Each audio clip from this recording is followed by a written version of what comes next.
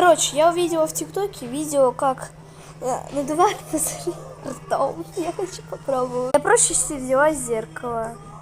Но оно у меня заляпанное, поэтому, мне кажется, проще не ставить. Давайте начнем. Я посмотрела видеоурок. Блин.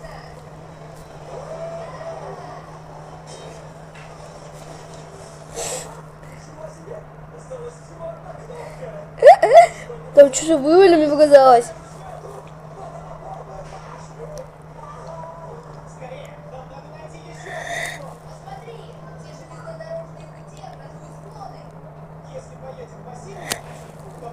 Оно у меня внутрь залетает.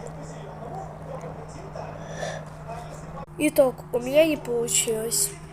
Как они надували вот такие пузыри, я не понимаю.